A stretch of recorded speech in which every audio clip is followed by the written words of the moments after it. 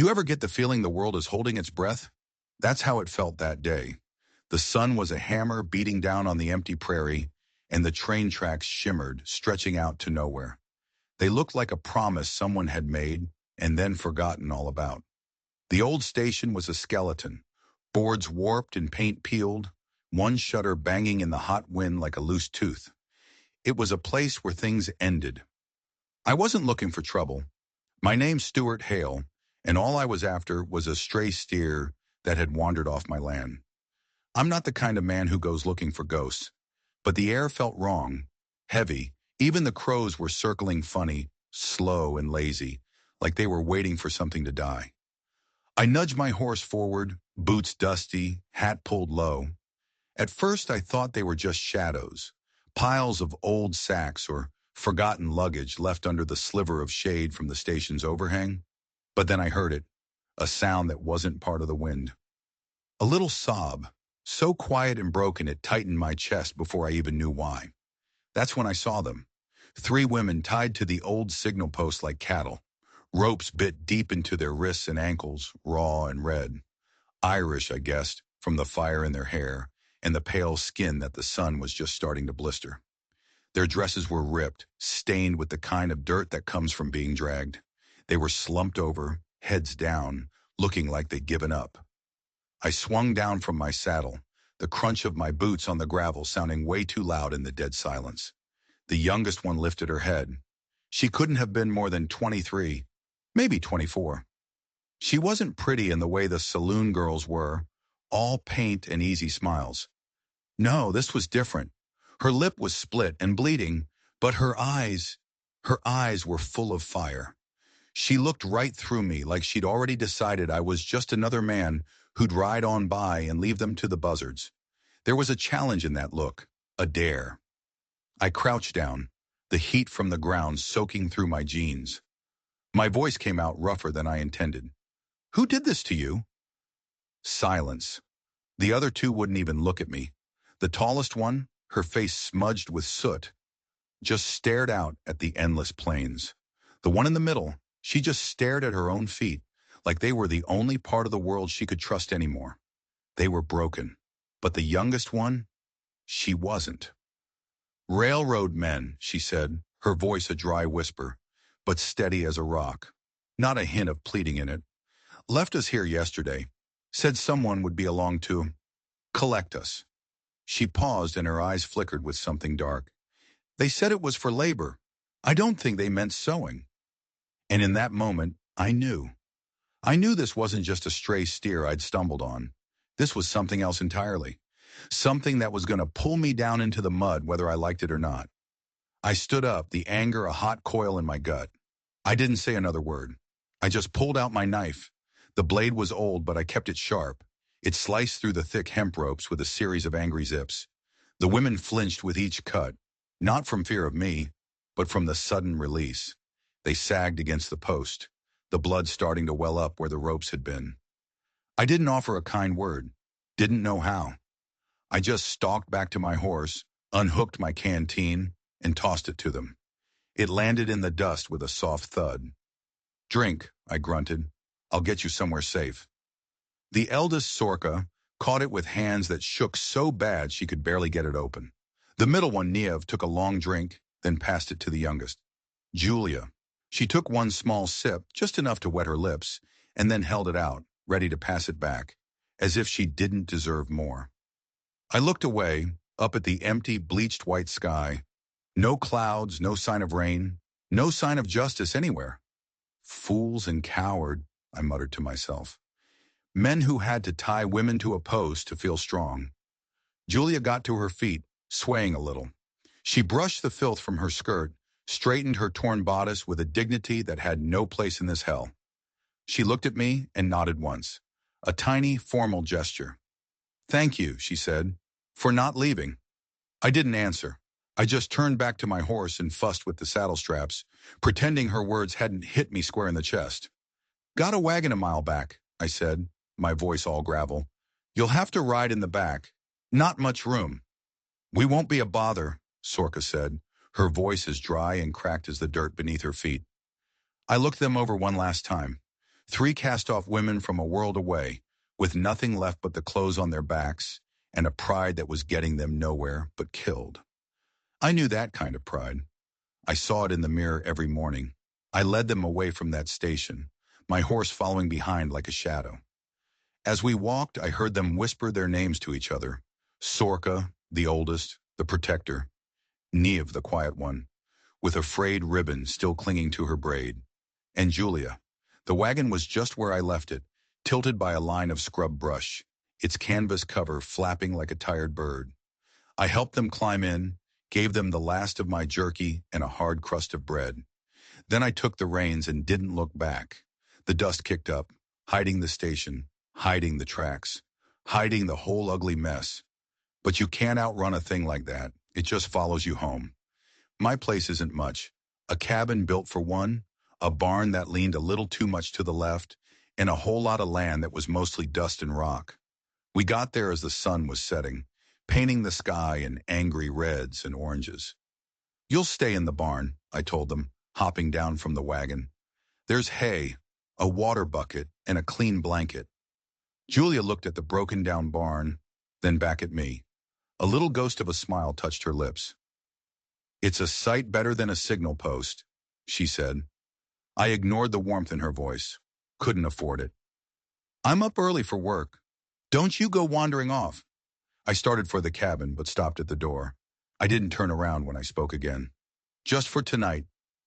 The barn door creaked shut behind them. For a long time, I just stood there on my porch, listening. I could hear their voices, low and careful, weaving through the cracks in the wood. Then I heard it again, a sound like water over stones. It was Julia, laughing. Not a big, happy laugh. Something small and fragile, but real. It was the sound of something that had refused to break. And that's when I noticed something. Tucked into the frayed collar of Julia's dress, almost hidden, was a small, silver pin. It was shaped like a coiled serpent eating its own tail. My blood went cold. I'd seen that symbol once before, a lifetime ago. It was the mark of a man I thought I'd left buried in my past. A man who didn't just deal in railroad contracts and cheap labor. He dealt in lives. His name was Silas Croft. And if these women had crossed him, they weren't just runaways. They were walking dead. And I'd just invited them into my home. I stumbled into my cabin and splashed water on my face from the basin. The dirt ran down like blood. I looked at myself in the warped piece of tin I used for a mirror. My own eyes looked back at me, haunted. You fool, I whispered. You damn fool. Outside, a single lantern glowed in the barn, a tiny pinprick of light against a sea of darkness. I should have blown it out, should have told them to keep moving at first light, but I didn't. I just stood there on the porch, my coffee going cold in my hand, and for the first time in years I left my cabin door unlocked. Not for them, for me, because I knew, deep down, that the ghosts I'd been running from had finally caught up, and they were sleeping in my barn. Sleep didn't come. How could it? Every time I shut my eyes, I saw that silver serpent pin. I saw the brand I'd glimpsed on Sorka's wrist when I cut her free, a faint, ugly scar in the same coiled shape. It wasn't a cattle brand. It was a mark of ownership. Silas Croft's mark. This wasn't some random act of cruelty by a few railroad thugs. This was organized, professional, and I had just stepped right into the middle of it. The sun came up, painting the fields gold. The world outside looked peaceful, but inside my cabin, a war was raging. The smart thing to do was to give them a horse, point them south, and wish them luck. But the man I used to be, the one I tried to bury out here in all this dust, he wouldn't let me. He remembered a promise he'd made to himself a long time ago, over a fresh grave. Never again. Never again would he walk away when someone was cornered. I grabbed my coat and walked out to the barn before I could change my mind. The door was ajar. The smell of wood smoke and something cooking hit me. Inside it was transformed. The hay was swept and piled neatly. Sorka had organized my junk into tidy stacks. Niv was tending a small, clever fire in a rusted bucket, boiling water for tea. And Julia, she was standing in a beam of sunlight slanting through the boards, braiding her hair. Her fingers moved with a calm, deliberate grace, as if the world wasn't a place full of monsters. She didn't look up when I came in. You didn't have to clean, I said, my voice sounding rough in the quiet. It didn't feel right, living in a man's home and leaving it a mess, Sorka said, her voice soft but firm. I just grunted. I wasn't used to this. I was used to people taking, not giving. I held out a small tin of coffee grounds and a half-used bar of soap. A peace offering, I guess. The creek's out back if you want a proper wash. Neve's eyes went wide like she couldn't believe the kindness. Thank you, Mr. Hale. It's Stewart, I corrected, maybe too quickly. Just Stewart. Julia finished her braid, tying it off with a piece of twine. She finally met my gaze. Her eyes were an impossible green, and they seemed to see right through the walls I'd built around myself. You always this generous with strangers? She asked, a hint of a challenge in her tone. Don't mistake necessity for generosity, I shot back. Just don't like filth on my land. Her lips twitched, not quite a smile, but close. Of course. I left them to it, feeling like I just lost a battle I didn't even know I was fighting. But as I walked away, I knew one thing for sure. These weren't just frightened Irish orphans. Sorsa was a quartermaster, Neve was an engineer, and Julia was a general. They were an army in hiding, and an army needs a reason to fight. What were they hiding? What did they have that Silas Croft wanted so badly? By noon, the town knew. News travels fast in a place where nothing ever happens. I was at the general store, buying flour and beans. More than a man living alone needs. Miss Grady, the owner, she's got a nose for gossip and a tongue like a razor. Got company, Stewart? She asked, her little eyes narrowing. Found some folks who needed a hand, I said, keeping my head down. She leaned over the counter, her voice dropping to a conspiratorial whisper. You heard about that trouble on the railroad line? A whole shipment of bonded laborers went missing. Disappeared right off the train. Word is, Silas Croft himself has put up a reward. A big one. She eyed me. A man could solve a lot of problems with that kind of money. My blood ran cold. It wasn't just gossip. It was a warning. The whole town was already choosing a side, and I was on the wrong one. I paid for my goods and walked out, but I could feel their eyes on me. The whispers followed me down the street. At the blacksmith, I heard someone mutter about foreign trash. At the saloon, a rancher asked if I was starting my own private whorehouse. The poison was spreading. That evening, the sheriff showed up. He wasn't a bad man, just a tired one. He leaned against my porch railing, not looking at me. Just checking in, Stewart. Heard you took in some travelers. You here to cause trouble, Sheriff, or just to spread it? I crossed my arms, leaning in the doorway. Neither, but you know this town, and you know who runs it. He finally looked at me, and his eyes were full of something that looked a lot like fear. I got a telegraph this afternoon from Croft's office. He's sending a man to look for his missing property. He says they were assisted by a dangerous fugitive. He pulled a folded piece of paper from his pocket. It was a wanted poster. He unfolded it. The sketch was rough, but it was supposed to be the man who helped the women escape. It looked just like me. That ain't me, I said, my voice flat. I know, the sheriff said, folding it back up. But Croft doesn't care about the truth. He just needs someone to blame. And you're out here all alone. An easy target. He took a step closer. Listen to me, Stewart. This ain't your fight. Whatever those girls are, just give them back. Let Croft's man take them. It's the only way you walk out of this. He was telling me to save myself, to do the smart thing, the easy thing. But as I looked past him, toward the barn where a light was glowing, I saw Julia step out for a bucket of water. She moved with that same quiet strength, that same unbreakable spirit. And I knew. I knew the sheriff was wrong. This wasn't just their fight anymore. It was mine. You tell Croft's man he can come calling, I said to the sheriff, my voice hard as stone. But he better come ready. The sheriff just shook his head, a sad, defeated look on his face. You're a fool, Stewart. Croft will burn you to the ground for this. He rode off, leaving me alone in the twilight. And as the darkness settled in, I knew he was right. Croft would come. He would bring fire and death. Because Silas Croft wasn't just some rancher with a grudge. He was the man who had destroyed my life once before, the man I'd run from, the man who didn't know my real name. But he was about to find out.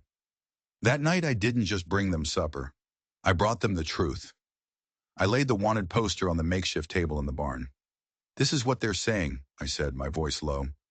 "They're calling me a fugitive. They're saying I kidnapped you." Sorka's face went pale. Neve started to tremble. But Julia, she just picked up the poster and studied it. "The drawing isn't very good," she said, her voice calm. "They didn't get your eyes right." "This isn't a joke, Julia. Croft has the law in his pocket. He has the whole territory scared. He's put a price on my head and on yours." I looked at her, straight on. "He thinks you're just runaway laborers. But that pin you wear, that brand on Sorka's arm, that's Croft's mark. I know it. So you tell me the truth, all of it. Who are you, and what did you take from him?"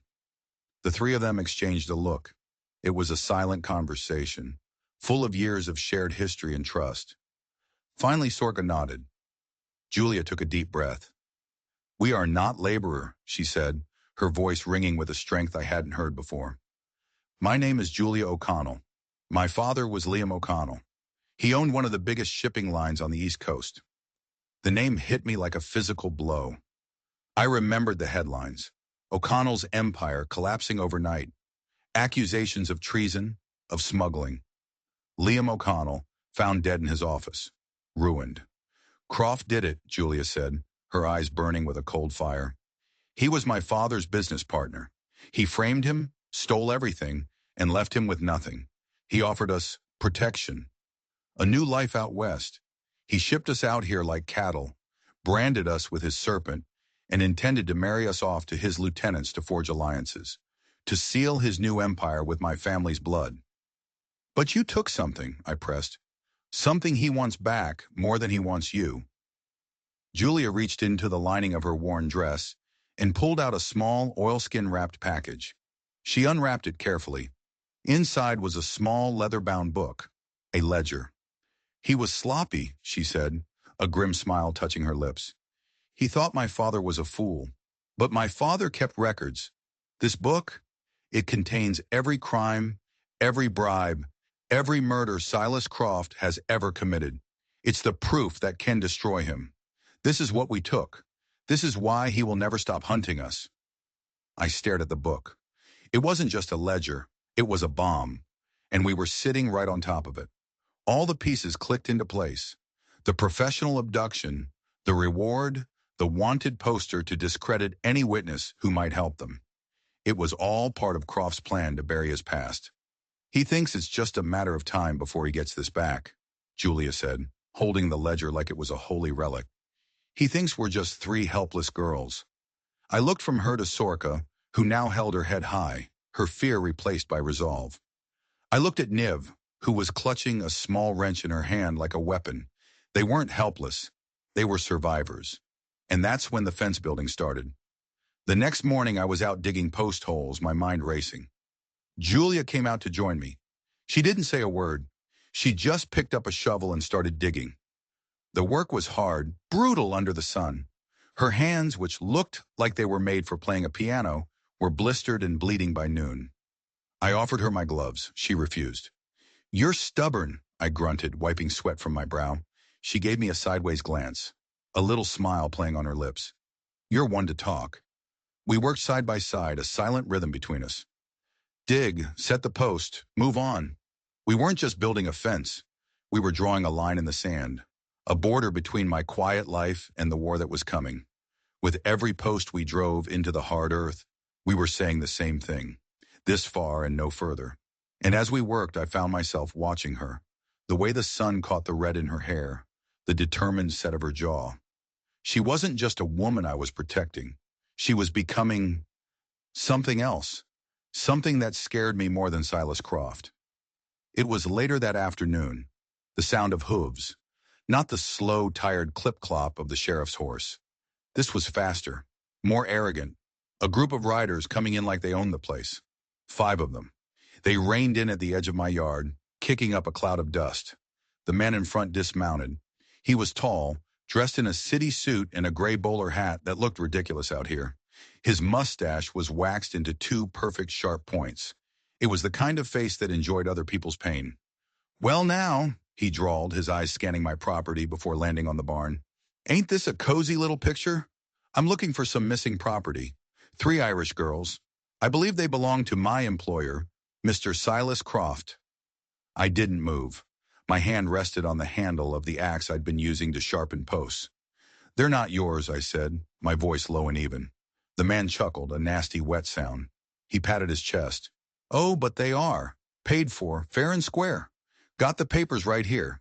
They're just disobedient. Need a lesson in gratitude." His eyes drifted past me, and that's when he saw her. Julia had stepped out of the barn holding a water bucket. She froze. The man's grin widened, and he licked his lips in a way that made my stomach turn. "There's one of them now," he said, his voice dropping to a greasy purr. "The pretty one? Miss Julia O'Connell. We have some unfinished business, you and I." I stepped between them, blocking his view. My hand tightened on the axe handle. "You need to leave," I said. "Now." He laughed out loud. "Or what, farmer? You and your axe gonna stop us all?" His men started to spread out, circling us. Their hands drifted down to the pistols on their hips. They were professionals, moving with a practiced, deadly grace. Julia took a step forward. "Please," she whispered, "don't do this. We'll go with you." I turned my head just enough to see her face. She was terrified, but she was trying to save me, trying to sacrifice herself, and that was something I would not allow. "Not happening," I said, my knuckles white on the axe handle. "You take one more step, and I'll introduce your friend here to a real splitting headache." The man in the bowler hat, Finch, just smirked. He thought it was a bluff. He nodded to one of his men. The man drew his gun, but he never got to aim it, because a funny thing happened. Niev, the quiet, scared one, had been working on the old water pump near the side of the house, the one that hadn't worked in years. And as the gunman drew his pistol, Niev gave the pump handle one last, mighty heave. The pump didn't just sputter, it exploded. A high-pressure jet of rust-colored, foul-smelling water shot out, hitting the gunman square in the face. He screamed, dropping his pistol, clawing at his eyes. The surprise was total. For a second, nobody moved. Then Finch's face turned purple with rage. "You little witch!" he snarled, drawing his own gun. But that 1 second was all I needed. I wasn't a farmer anymore. I was the man I used to be. I threw the axe. It didn't spin end over end like in a show. It flew straight and true, a heavy, deadly projectile. It didn't hit Finch. I wasn't aiming to kill. Not yet. It slammed into the porch post right next to his head, burying itself 6 inches deep in the wood. The post shuddered. The sound was like a thunderclap. Finch and his men froze, staring at the quivering axe handle. They looked at me, and they didn't see a farmer anymore. They saw something else, something they hadn't been expecting. Finch slowly lowered his gun. He tried to keep the smirk on his face, but it was shaky. "This ain't over, Hale," he hissed, spitting my name like a curse. "Mr. Croft is a patient man, but his patience has limits. We'll be back. And next time, we're not asking." They gathered their blinded man and rode off, leaving a thick cloud of dust and hatred hanging in the air. The silence they left behind was deafening. Niamh was trembling, staring at the water pump as if she couldn't believe what she'd done. Sorsa was standing in the barn doorway, clutching a pitchfork. And Julia. She was looking at me, her eyes wide with a mixture of fear and something else. Awe, maybe. "You could have been killed," she whispered. "So could you," I said, my voice still rough. I walked over and pulled my axe from the post. The wood was splintered and broken. A warning. That night, the illusion of safety was gone. We knew they'd be back. The question was when. I didn't just give them weapons. I showed them how to use them. I gave Sorka my old hunting rifle. She handled it with a surprising familiarity, her grip steady, her eye clear. Niev, I gave a brace of skinning knives. She held them like they were a part of her. And Julia, I gave her my spare pistol, a heavy Colt. I took them through the motions, how to load, how to aim, how to make every shot count. We weren't just a farmer and 3 runaways anymore. We were a garrison. As darkness fell, an unspoken tension settled over the ranch. Every rustle of leaves, every coyote howl sounded like approaching footsteps. I took watch on the porch, my shotgun across my lap. Inside the cabin, the women waited. Around midnight, a flicker of movement near the fence line caught my eye, a shadow detaching itself from the other shadows. I raised the shotgun, my heart pounding a slow, heavy drumbeat. The shadow was small, quick. It was heading away from the ranch toward the road. My first thought was betrayal. One of them was making a run for it, making a deal. But then the shadow stopped, bent down, and I saw the glint of metal. It was Niev, and she wasn't running. She was working. She was setting something, a trap. Using her mechanical skills, her knowledge of gears and wires scavenged from my scrap pile. She wasn't a coward. She was a saboteur. She was building her own line of defense. I lowered the shotgun, a slow smile spreading across my face. Silas Croft had made a terrible mistake. He thought he was hunting sheep. He had no idea he was hunting wolves.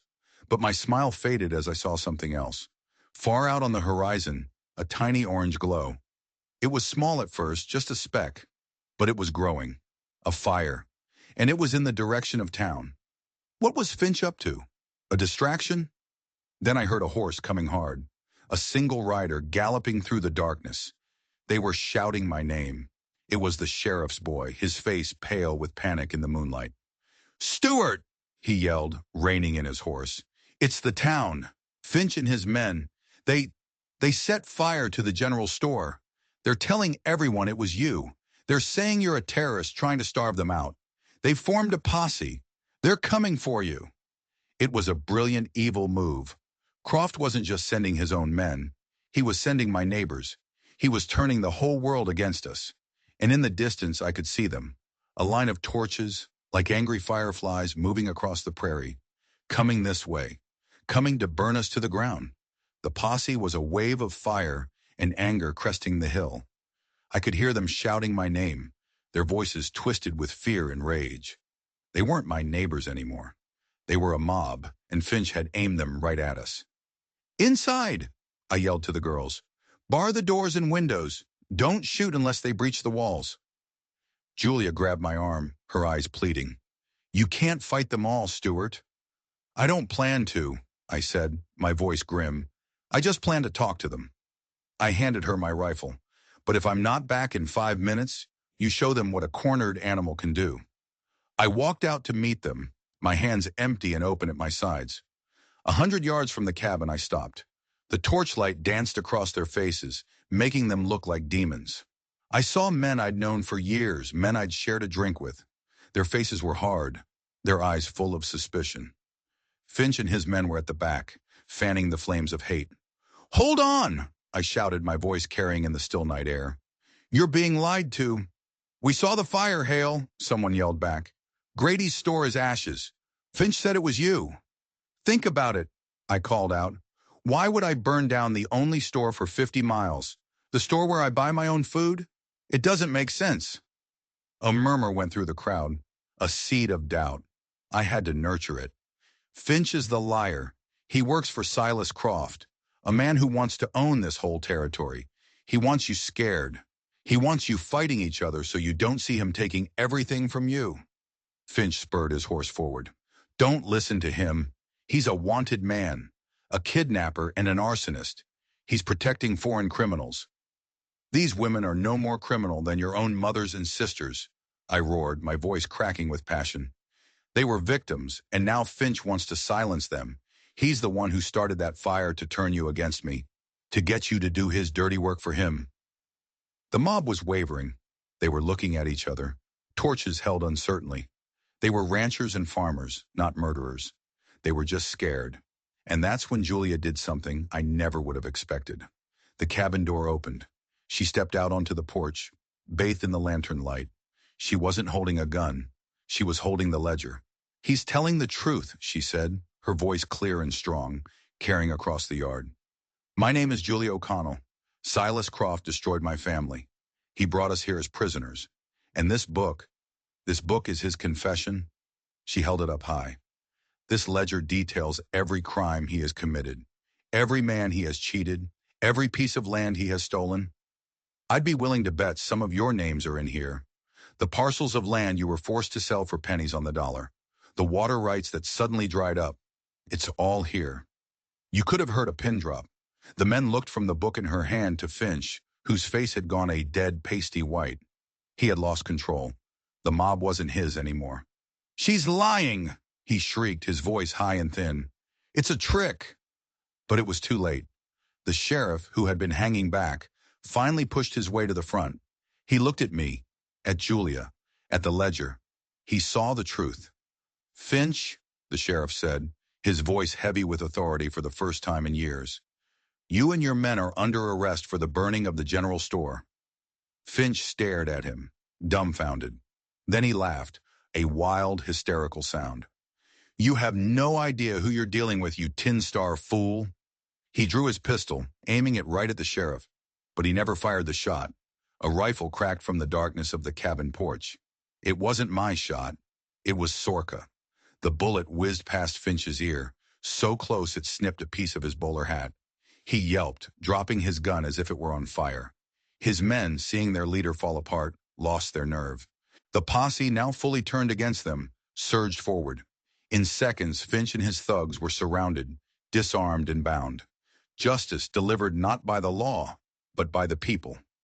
As the townsfolk led Finch and his men away, a new feeling settled over the prairie. It was the feeling of a fever breaking. The long night was over. I walked back to the cabin. Sorka was still on the porch, rifle held steady. Neve was behind her, clutching her knives. Julia stood there, the ledger held against her chest.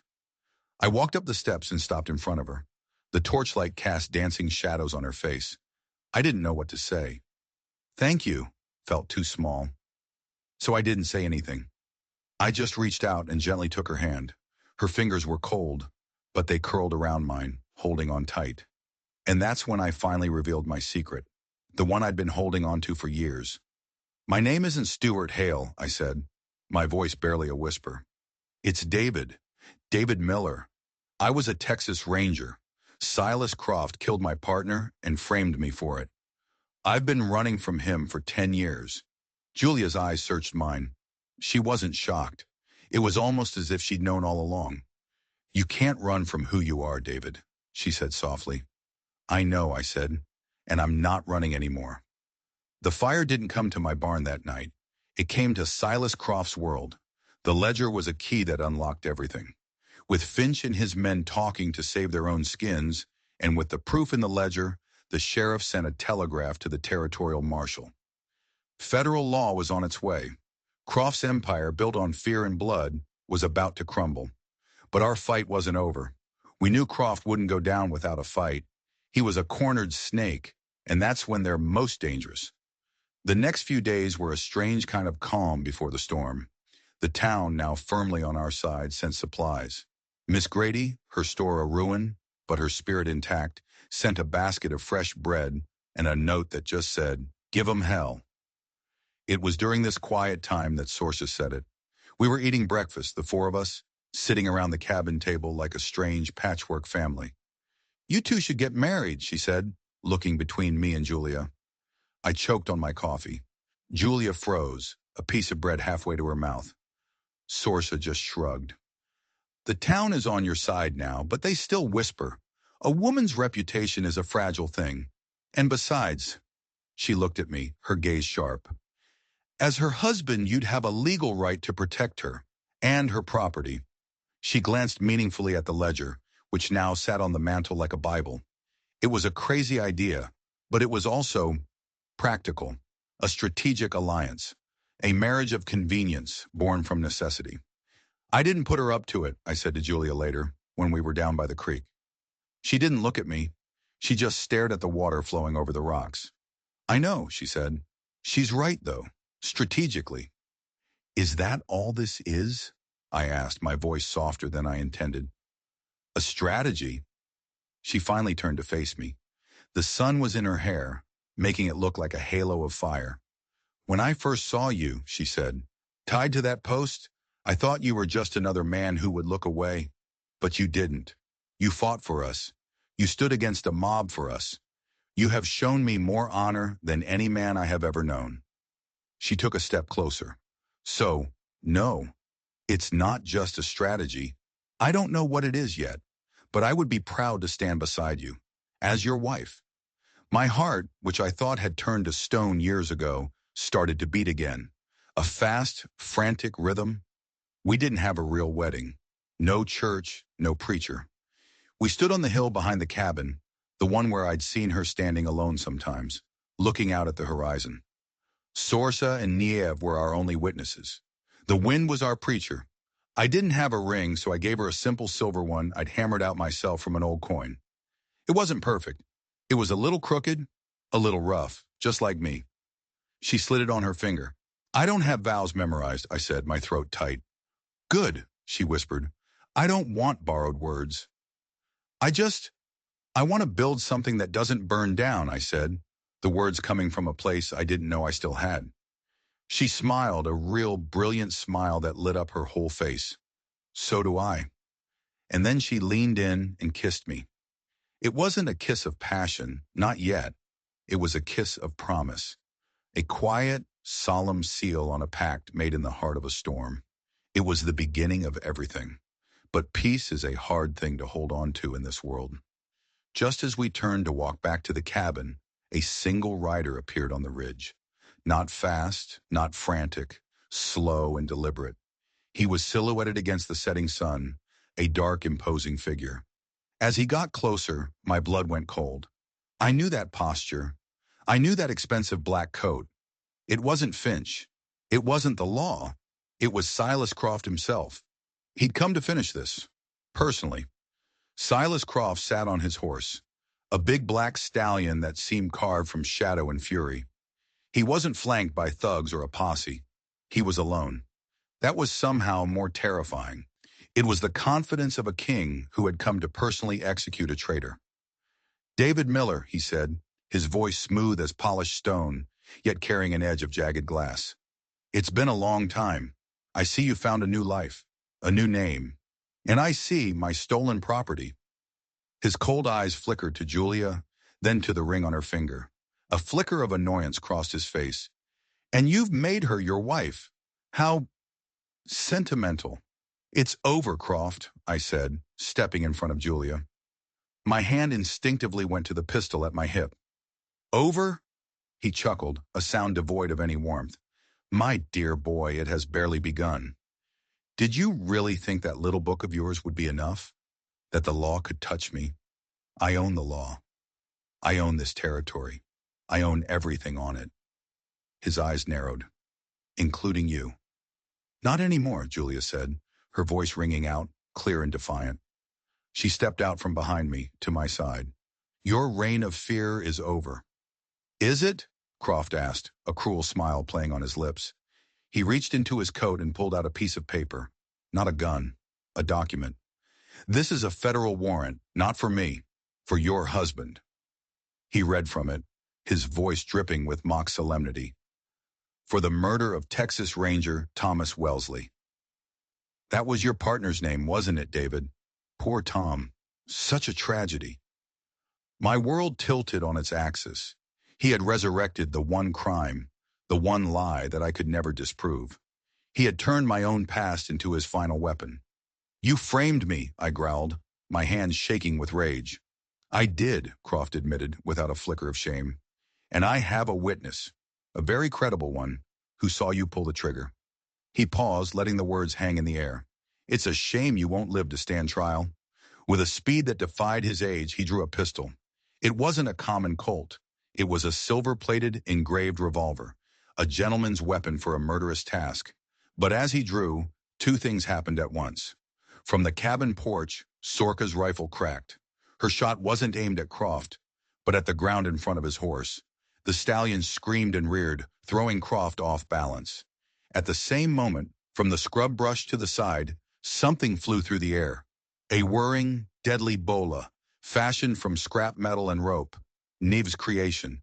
It wrapped around Croft's gun hand, the weighted ends slamming into his wrist with a sickening crunch of bone. He screamed in pain, the silver pistol dropping into the dust. He was disarmed, but he wasn't defeated. His face was a mask of pure, murderous hatred. You'll all die for that, he shrieked, scrambling for the dropped gun with his good hand. I charged him. It wasn't a gunfight. It was a brawl.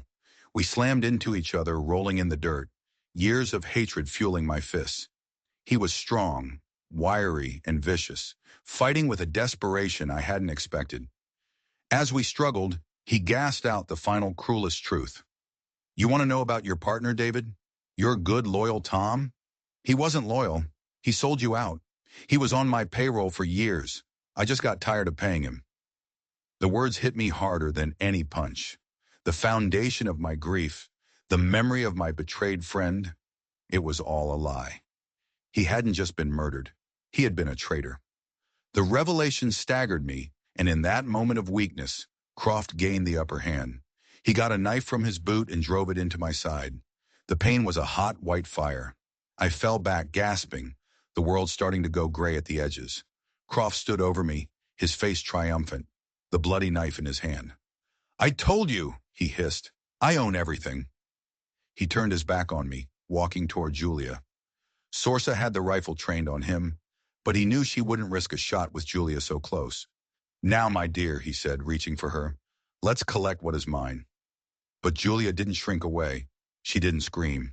She stood her ground, and in her hand was the small pistol I had given her. She held it with both hands, steady as a rock. You are wrong, she said, her voice shaking but full of ice. You don't own him. You don't own me. And you don't own our future. Croft laughed. You don't have the stomach for it, girl.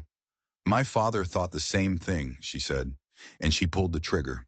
The shot was deafening in the sudden silence. Silas Croft staggered back, a look of utter shock on his face. A small, dark hole had appeared in the center of his expensive white shirt. He looked down at it, then back up at Julia, his mouth opening but no sound coming out. Then he crumpled to the ground, his reign ending not with a bang, but with a dusty, pathetic thud. It was over, really over. Sorsa and Neve came running. Julia dropped the gun and rushed to my side, her hands pressing against the wound, her tears hot on my face. Stay with me, David, she whispered, her voice fierce. Stay with me. We have a fence to finish. I looked up at her face, framed by the endless blue sky. I saw the faces of Sorka and Niev looking down at me, their eyes full of worry and care. I looked at the home we had defended, at the land we had claimed, and I knew I wasn't that lone, broken man anymore. The ghosts of the past were finally gone, replaced by the fierce, beautiful reality of a future I never thought I'd have. I had found my peace, not in running, but in standing my ground, in finding something and someone worth bleeding for. My eyes started to close, the pain pulling me under. But the last thing I felt was Julia's hand in mine, and I knew, with a certainty that went bone deep, that I would not be leaving. Not now, not ever. This was home, and our story, the real one, was just getting started. If you felt something stir in your heart while listening to this story, if you believe that home isn't a place you find, but something you build with your own two hands, then do me a favor. Let me know in the comments where you're listening from. Hit that like button if you believe in second chances. And if you want more tales of grit, justice, and finding love in the most hopeless of places, then make sure you subscribe to the channel, because everyone deserves a place to call home, and every story deserves to be told. Thanks for listening.